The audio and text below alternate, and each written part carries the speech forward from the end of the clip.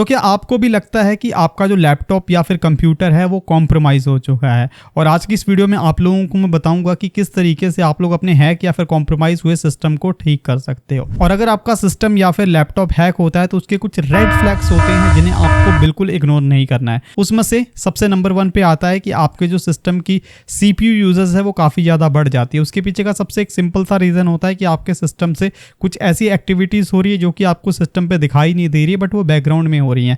अब में भी काफ़ी ज़्यादा चांसेस है कि वो किसी हैकर द्वारा परफॉर्म की जा रही है। तो इसके साथ ही आपका जो सिस्टम है वो काफ़ी ज़्यादा स्लो चलने लग जाता है। उसके अलावा बात की जाए तो मान लो आपने अपना ब्राउज़र तो बंद किया हुआ है, बट साइड से कुछ नोटिफिकेशंस आ रही हैं, रैंडम सी नोटिफिकेशन। आप किसी ब्राउजर पे क्लिक कर रहे हो बट वहां से कुछ और ही वेबसाइट ओपन हो जा रही है। तो कुछ इस तरीके की अगर प्रॉब्लम आपको आ रही है और आपको लग रहा है कि आपका सिस्टम कॉम्प्रोमाइज है, तो चलिए बताता हूं किस तरीके से आप लोग इसे फिक्स कर सकते हो। तो सबसे पहले आप लोगों ने अपने सिस्टम में आना है, Windows+R टाइप करना है और यहाँ पे रन पे जाके MRT लिख के और एंटर कर देना है। जैसे आप लोग करोगे आपके सामने एक पॉपअप नोटिफिकेशन आएगा।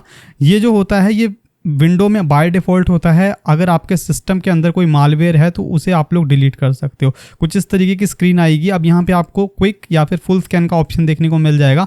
अगर आपके पास टाइम नहीं है तो आप लोग क्विक स्कैन कर सकते हो, बट मैं ऑलवेज सजेस्ट करूँगा थोड़ा सा टाइम दे दो बट फुल स्कैन करो। इससे क्या होगा, आपके सिस्टम के अंदर कोई अगर मालवेयर है, कोई ऐसी एप्लीकेशन जो कि नहीं होनी चाहिए, तो ये ऑटोमेटिकली रिमूव कर देगा। अगर नहीं भी करेगा तो आपको पॉपअप आ जाएगा, आप उसे मैनुअली रिमूव कर सकते हो।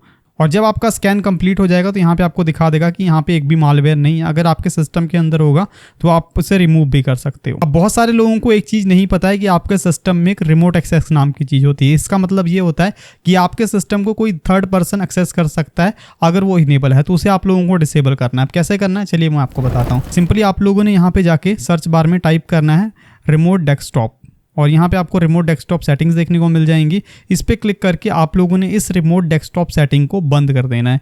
बहुत सारे लोग जो बिजनेस पर्पस के लिए इसे यूज़ करते हैं तो आप लोग कर सकते हो, बट अगर आप पर्सनल यूज़ के लिए अपना सिस्टम यूज़ कर रहे हो तो डेफिनेटली इसे बंद कर दो। इससे क्या होगा कि कोई थर्ड पर्सन आपके सिस्टम को एक्सेस नहीं कर पाएगा। तो इससे चलिए हम लोग यहाँ से बंद कर देते हैं और डिसेबल कर देते हैं। अब थर्ड चीज़ की बात की जाए तो अगर किसी ने आपका सिस्टम हैक किया है तो वो किसी यूज़र्स के ज़रिए किया होगा, वो आपके सिस्टम की फाइल को एक्सेस कर रहा होगा।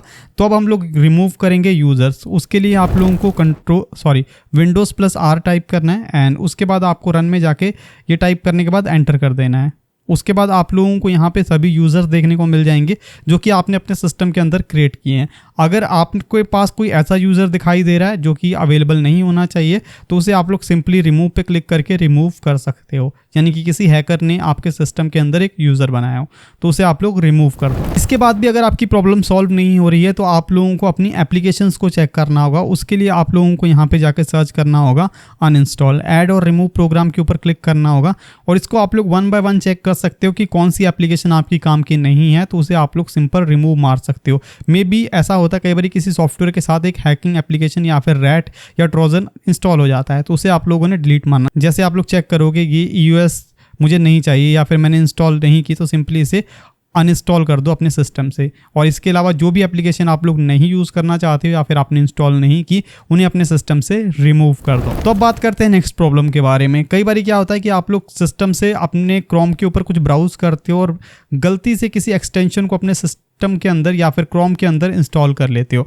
तो वो एक्सटेंशन आप लोगों ने डिलीट मारनी है। तो उसके लिए आप लोगों को अपना क्रोम ब्राउज़र ओपन करना है, यहाँ पे क्लिक करना है और मैनेज एक्सटेंशन के ऊपर क्लिक करना है। अब यहाँ पे भी देखो एक क्रोम रिमोट डेस्कटॉप, इसका मतलब है कि कोई थर्ड पर्सन मेरे क्रोम को यूज़ कर सकता है। तो इसको सिंपली आप लोगों ने यहाँ से रिमूव कर देना है और रिमूव के ऊपर क्लिक करना है। उसके अलावा किसी भी एक्सटेंशन के ऊपर अगर आपको एरर देखने को मिल रहा है तो या उसे अपडेट करो या फिर रिमूव कर दो। एरर का मतलब है कि उसके कोड के अंदर कुछ चेंजेस किए गए हैं, कुछ अलग से चेंजेस किए गए जिसकी वजह से एरर आ रहा है।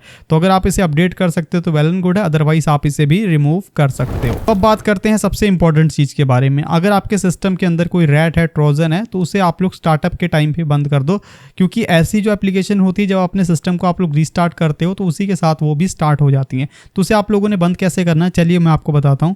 उसके लिए आप लोगों को सिंपली यहाँ पे राइट क्लिक करना है, टास्क मैनेजर के ऊपर क्लिक करना है और यहाँ पे स्टार्टअप ऐप्स के ऊपर आना है। अब आप लोगों को 1 बाय 1 यहाँ पे चेक करनी है कि कौन सी एप्लीकेशन आपको नहीं चाहिए, कौन सी एप्लीकेशन आपके काम की नहीं या फिर आप उसे यूज़ नहीं करते हो।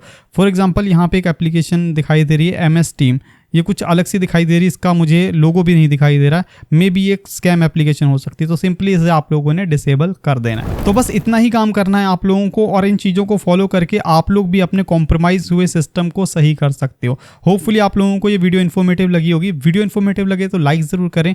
इसके अलावा कुछ और जानना चाहते हो तो नीचे कॉमेंट बॉक्स में पूछ सकते हो। मिलते हैं नेक्स्ट वीडियो में।